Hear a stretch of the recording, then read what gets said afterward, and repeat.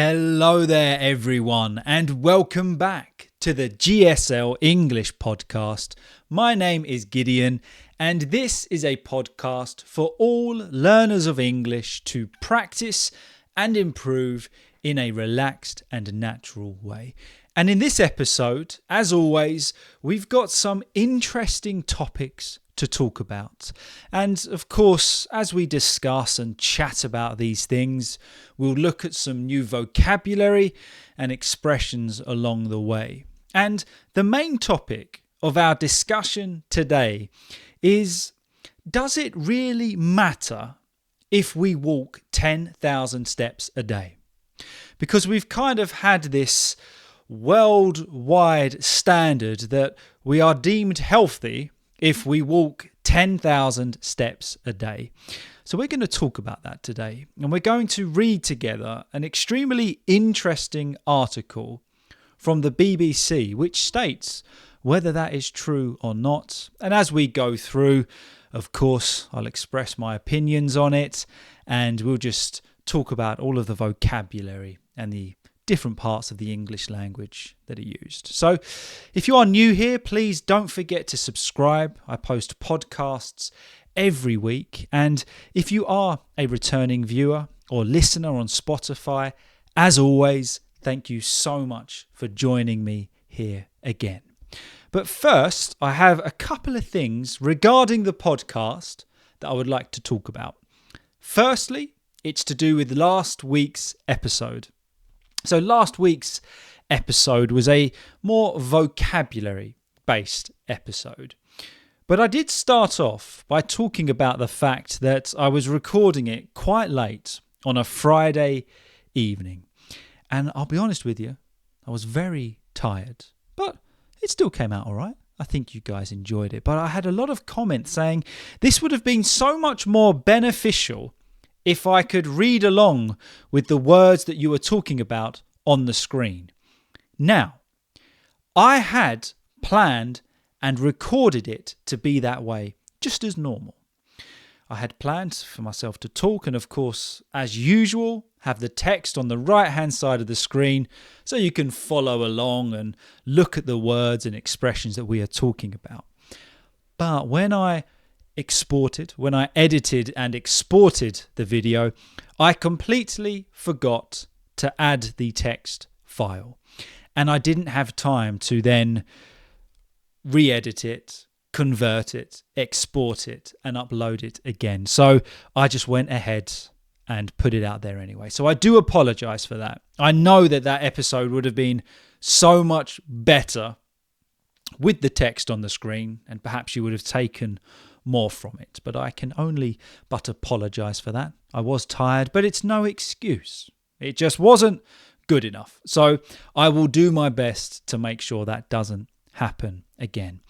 And you will also notice, if you are a returning viewer or listener, that on Wednesday we had no episode. So no episode came out this Wednesday. And basically, that's just because I've had a very heavy workload recently, and I just ran out of time to record an episode for Wednesday. And that might be the case for the rest of the year. I'm going to try my best to get 2 podcasts out a week, but there's a very high chance that won't happen.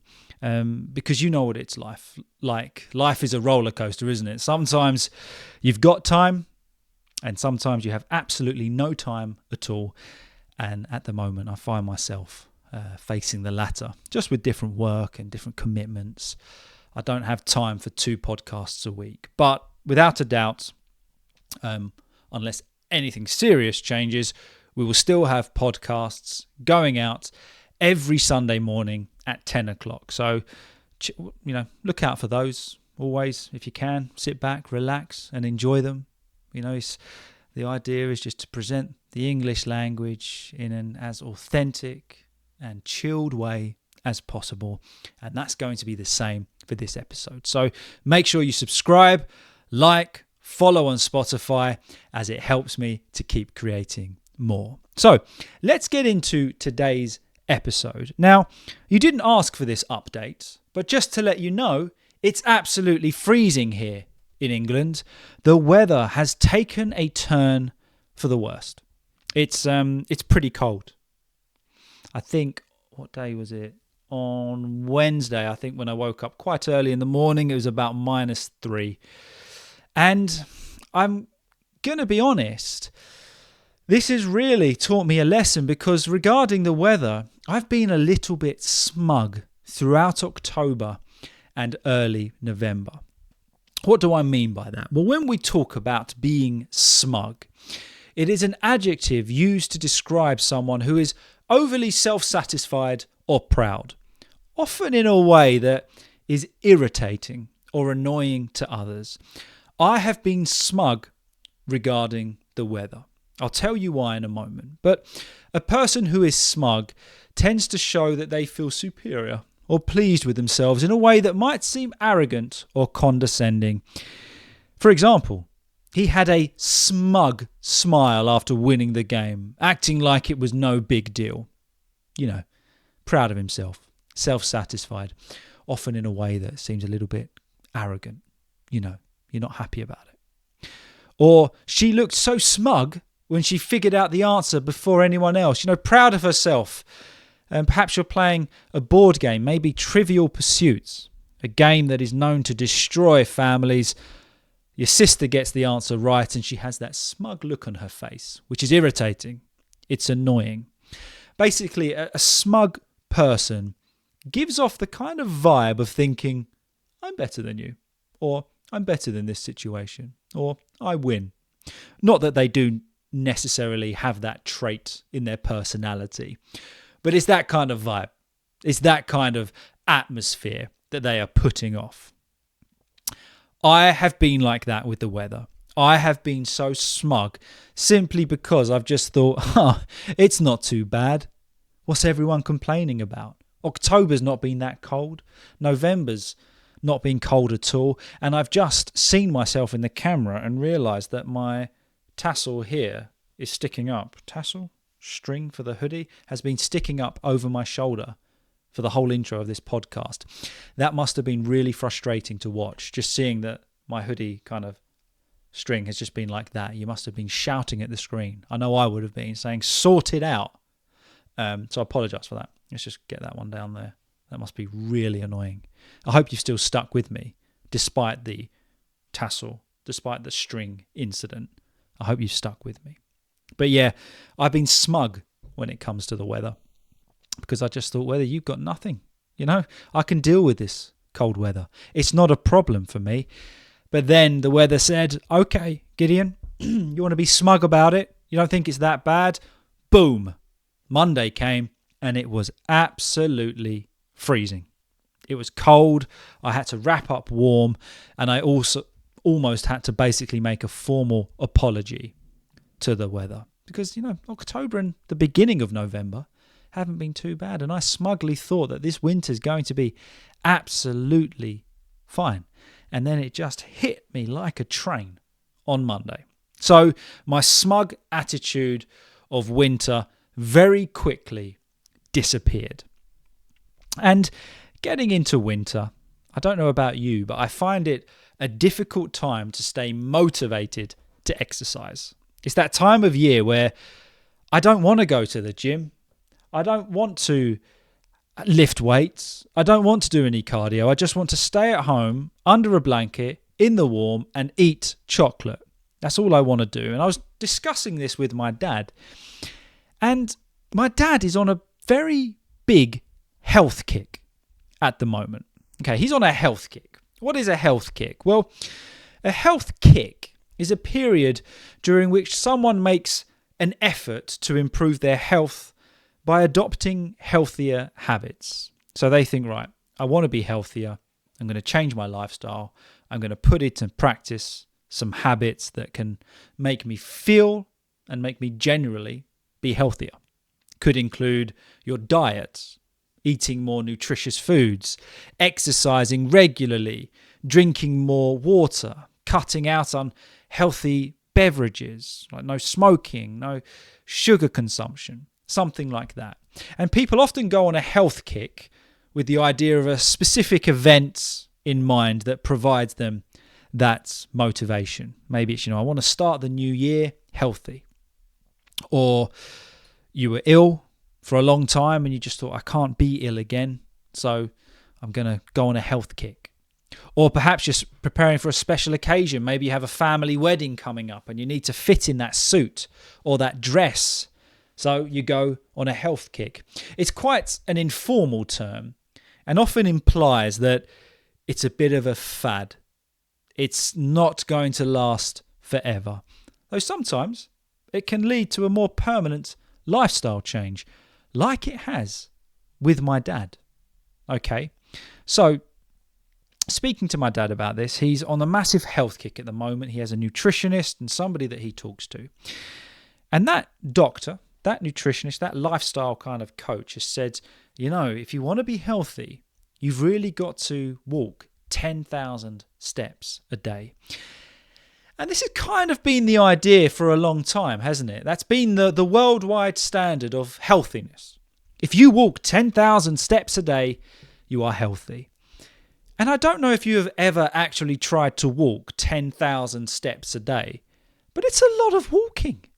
It's a lot of time. It's a lot of effort that I would say, generally speaking, most of us don't have. So it got me thinking for this podcast, is that realistic? Is 10,000 steps a day realistic? Where did that figure even come from? Who came up with the idea? Okay, 10,000 steps. That's the worldwide standard. Who came up with that? Why is it healthy? So we're going to read an article from the BBC, which is, Do We Need to Walk 10,000 Steps a Day? It was written by Claudia Hammond in 2019. So we're going to go through it, as always, paragraph by paragraph. As we do, we'll break it down and look at the vocabulary, expressions, and what is meant. So I do recommend at this point, if you haven't done so already, grab a cup of tea, grab a cup of coffee, get comfortable, take some notes and enjoy.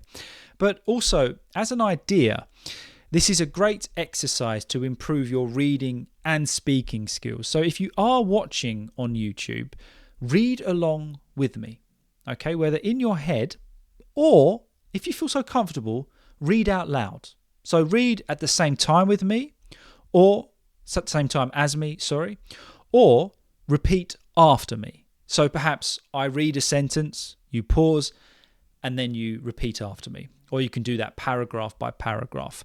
Great exercise just to give a try if you feel comfortable. So before we start reading, please don't forget to subscribe and also say hi in the comments. Okay? I'd love to hear from you and your opinions on 10,000 steps a day. Is it something you do? Is it something you want to do? Or do you think it's a load of rubbish and a complete waste of time?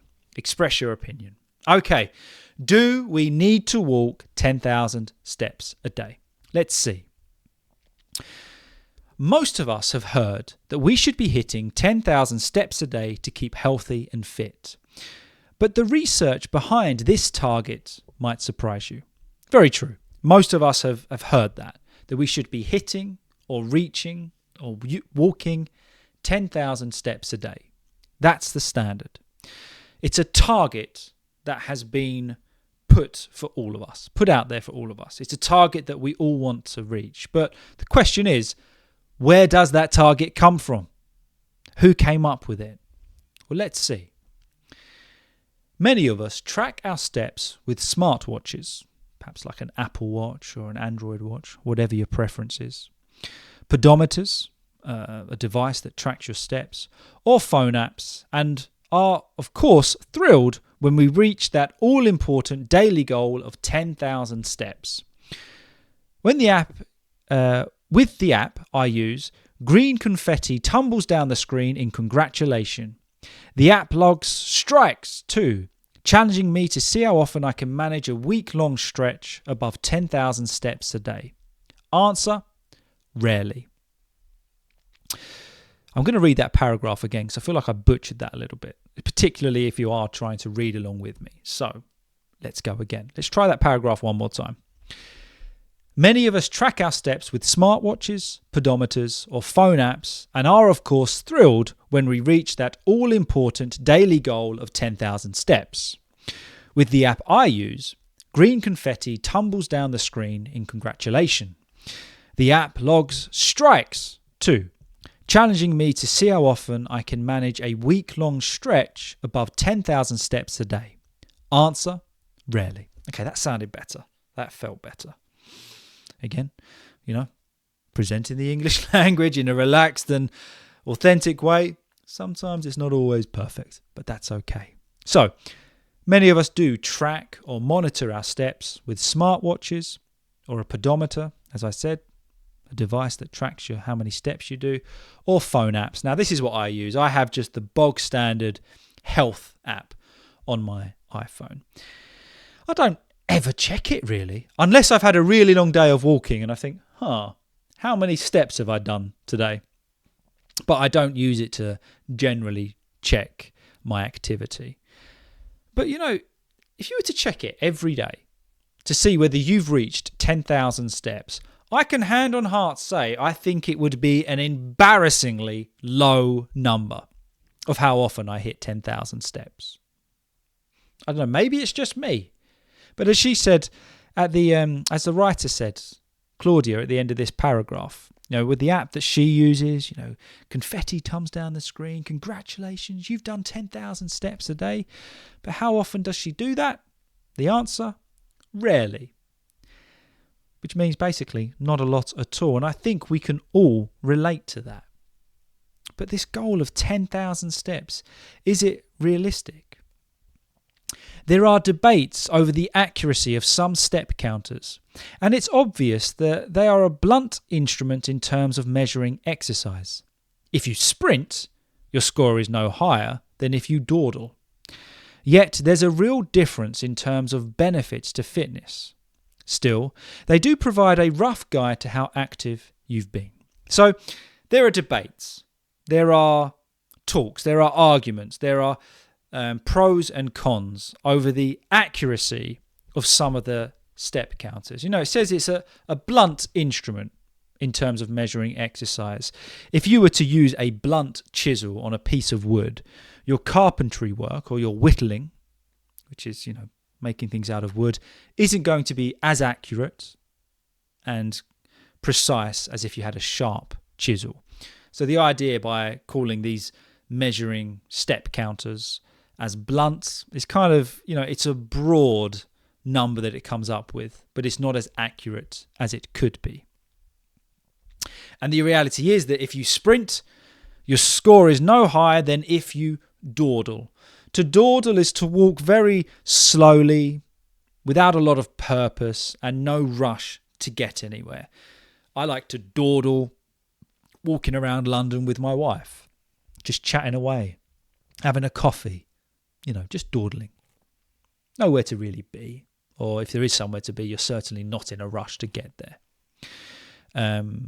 But, there's a difference in terms of benefits to fitness, whether you are sprinting or dawdling. But the idea of these devices is they give you just a rough guide.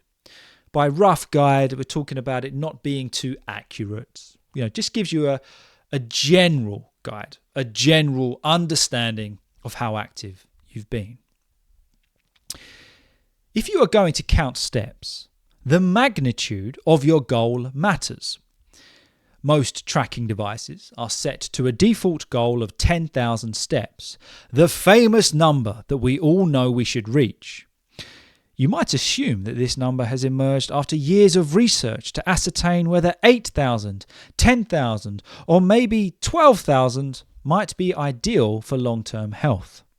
In fact, no such large body of research exists. So why on earth are we sticking to 10,000 steps? The research isn't there. But we've set that as the standard. Even I had a little look on my phone before this podcast. I can't show you because I'm using my phone to record this episode. As you know, new camera's coming, hopefully. But and the default target that my phone has set for me is 10,000 steps. And by default, we mean the target that it comes with just by having the phone. That is its default setting. It's the factory setting, the basic setting. But why is it not 8,000 Why is it not the unattainable goal of 12,000 a day? Where did it come from? Well, let's see. The magic number, 10,000, dates back to a marketing campaign conducted shortly before the start of the 1964 Tokyo Olympic Games. A company began selling a pedometer called the Manpo Kai. Manpo Kai. Let's go with that. Selling a pedometer called the Manpo Kai. Man meaning 10,000, po meaning steps, and kai meaning meter. It was hugely successful, and the numbers seem to have stuck. So this 10,000, this magic number, dates all the way back to the Tokyo Olympic Games in 1964, or even before that, where you had this company that was selling a pedometer, which basically was the title of it, meant 10,000 steps. So that is where this term 10,000 steps goes all the way back to that campaign. In studies that compared taking 5,000 versus 10,000 steps a day, the higher number is unsurprisingly better. I think we could all say that. If you have the opportunity to walk 10,000 steps, that's better than 5,000. It's better than 9,000, 8,000, 7,000. That's unsurprising. We are not surprised by that. Since then, studies have compared the health benefits of 5,000 versus 10,000 steps. And not surprisingly, the higher number is better. But until recently, all the numbers in between hadn't been studied. Even now, they haven't been comprehensively tested on the general adult population. New research from Ai-Min Lee, a professor of medicine at Harvard Medical School, and her team focused on a group of more than 16,000 women in their 70s, comparing the numbers of steps taken each day with the likelihood of dying from any cause, known as all-cause mortality. Each woman spent a week wearing a device to measure movement during waking hours. Then the researchers waited. Okay, so this is the interesting part where we really get into the details of it. So we've had studies which have compared the health benefits of 5,000 or 10,000 steps. And unsurprisingly, 10,000 steps comes with more benefits.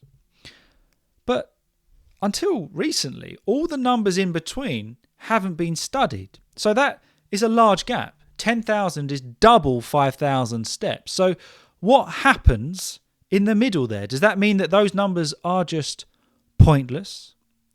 And it says that, even now, they haven't been comprehensively tested on the general adult population. So those numbers of steps between 5 and 10,000 haven't been tested in detail. There hasn't been a comprehensive test looking into all the different aspects so we can get a detailed answer.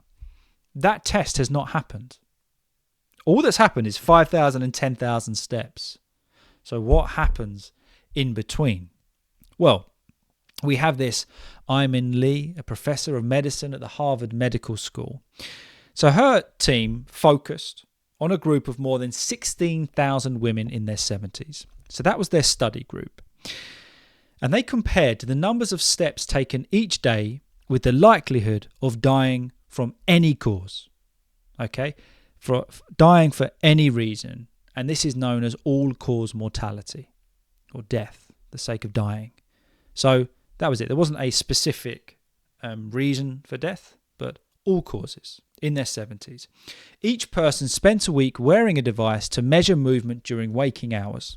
Okay, so all these 16,000 women, they spent a week wearing a device that measured their movement, and then the researchers just waited. Okay. They waited for the result. And it's important to note that they only wore this device, of course, during waking hours. So hours they were awake and mobile. What did they find? When they followed the women up on average of 4 years and 3 months later, 504 had died. Remembering this is out of 16,000 women. How many steps do you think the survivors had been doing? Was it the magic 10,000 steps a day? So, when they followed the women up, to follow up on something is to check on it, to see where it's at. About 4 years, 3 months later, out of 16,000 women, 504 had died. Was that death because they didn't do 10,000 steps a day? Was that the reason? Let's see.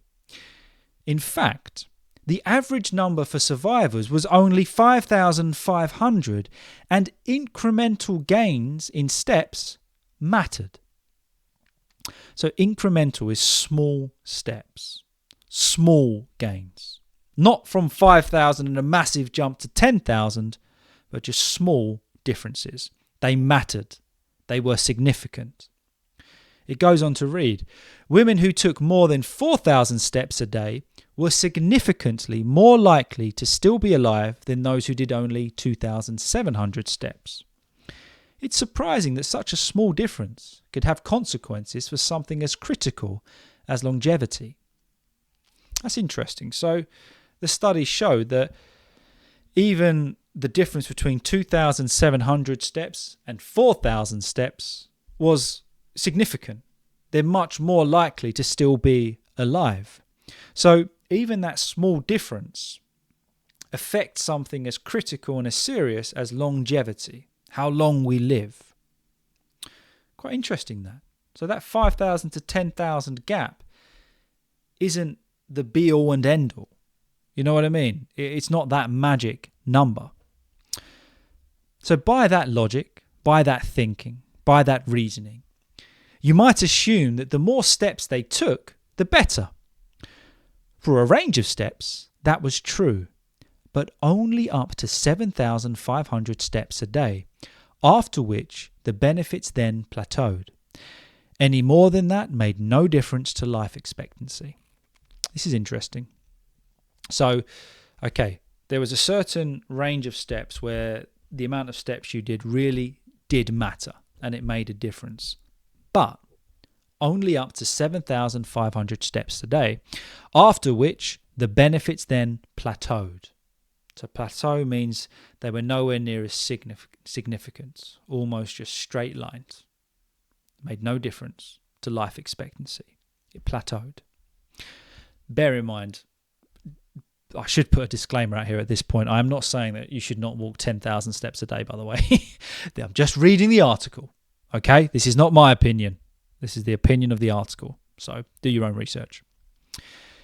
In one study of women in their 70s, benefits plateaued after 7,500 steps, not 10,000.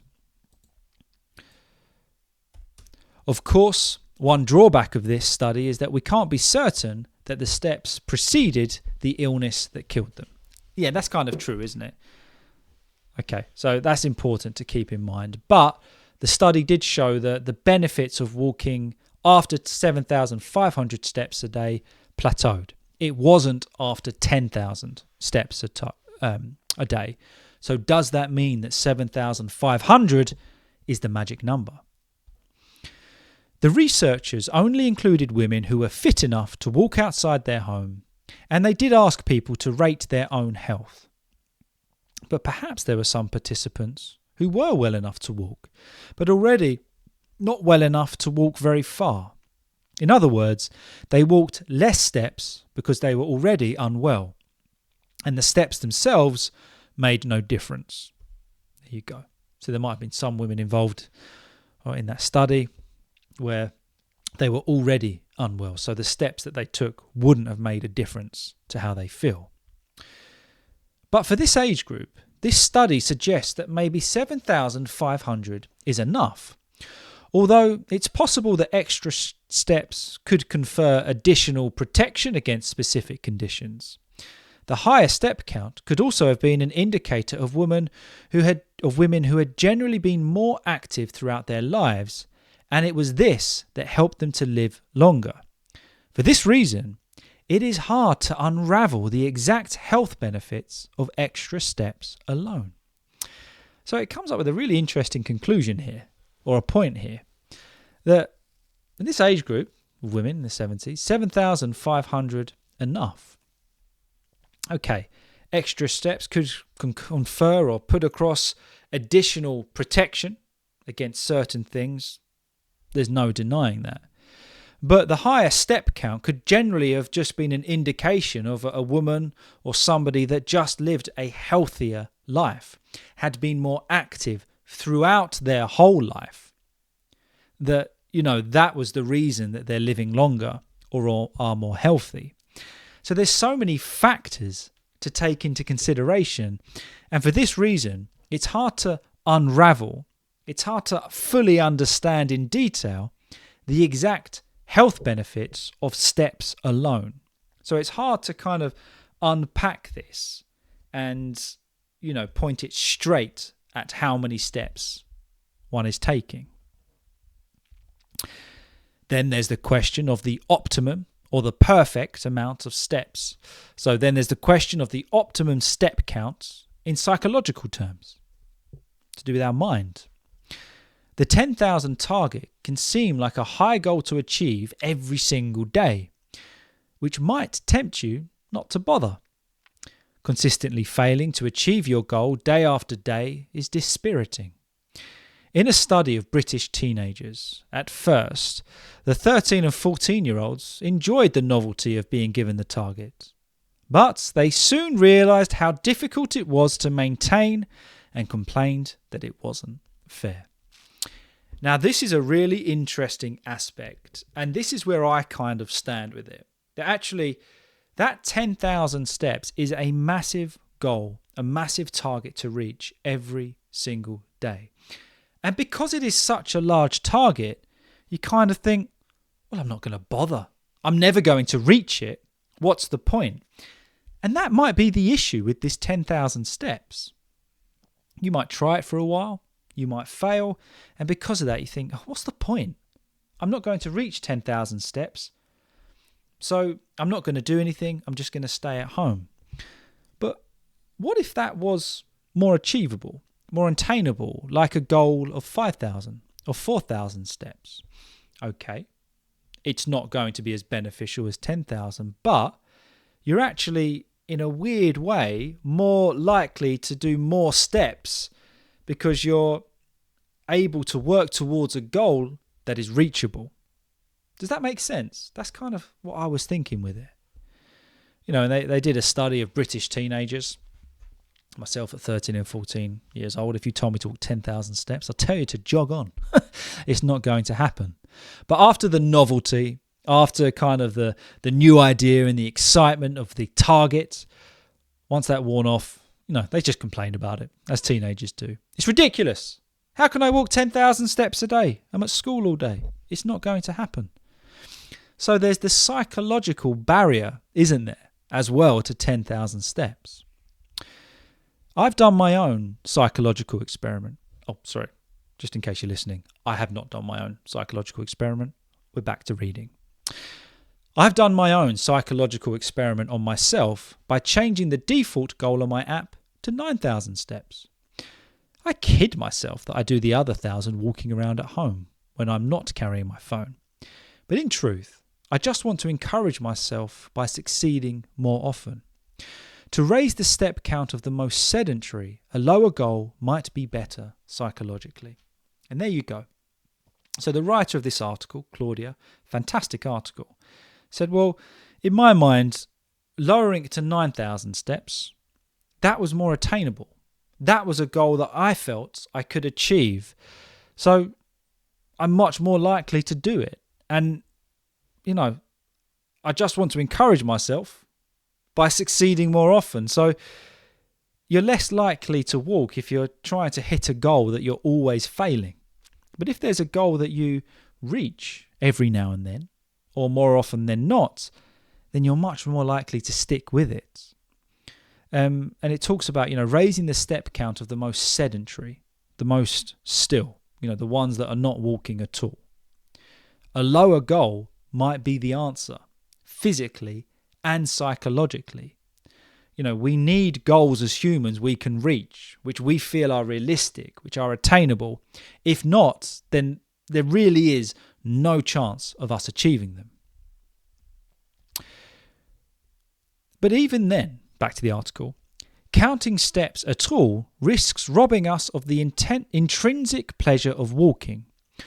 Jordan Etkin, a psychologist at Duke University in the US, found that people who tracked their steps did walk further, but they enjoyed it less, saying it felt like work. When they were assessed at the end of the day, their happiness levels were lower than in those who had walked without their steps being tracked. And this point really stood out to me, because have you ever gone on a walk with family or friends and you're just having a good time? You're just walking, looking at things, having a chat, having a laugh. Time flies by. And then you stop for a moment and you think, oh my goodness, we have walked so far. The car's miles back that way. Well, you don't regret it because you've had a good time. You've not been thinking about it. But the study at Duke University showed that actually, if you're walking with the purpose of completing steps, you're much less likely to enjoy it. And is that, I don't know, I guess it depends on our life. It depends what we're doing. But if we're only walking with the purpose of getting steps in, then we don't enjoy one of the simplest pleasures in life of just walking outside in nature with friends and family. Like everything, in my opinion, it comes back to balance, doesn't it? Maybe we can balance this. We have some walks with friends and family and some where we just do it to get our steps in. But on the other hand, you have a task to achieve. And if you are determined to do that, well, that's a great mental exercise. You have the goal of hitting 10,000 steps. So you go to walk for an hour and a half. You put your podcast in. You listen to GSL-English, natter on about nothing. You're determined. You get it done. You achieve something. So it's swings and roundabouts, isn't it? There's pros and cons to both. The article concludes, counting steps might be counterproductive for the fittest too, signalling that they should stop once they've reached the magic 10,000 instead of getting fitter by, say, doing more. What can we conclude from all of this? Count if you find it motivates you. But remember, there's nothing special about 10,000 steps. Set the goal that is right for you. It might be more, it might be less, or it might be throwing out your tracker entirely. So the reality is according to this article, there's no evidence that suggests 10,000 is the magic number. It's just the number that is the default goal that we stick to. But counting steps might be counterproductive in the sense that we feel that we are being productive by improving our fitness. But on the other hand, mentally and in other ways, it's not really helping us.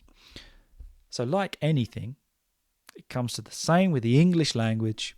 You set a goal that works for you. I'd always recommend setting a goal that challenges you, but that 10,000 steps each and every single day for many of us is just not realistic. We've got families, we've got life, we've got work. And the idea of finding however long it takes you to walk 10,000 steps every single day is not realistic. But what if 4,000 steps is? Okay, it's not quite as much as 10,000, but that's better than 500 sitting at our desk all day. And to me, that's where it comes in. It depends on our life, where we are, our current situation, our current circumstances. I'm a big believer in getting out there and getting active, but you've got to do it in a way that works for you and your life. So my conclusion to my dad was, you keep doing your 10,000 steps if you can find the time to.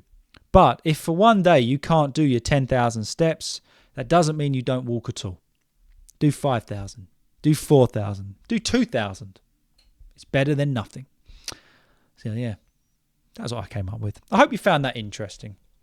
I always find these kind of things fascinating.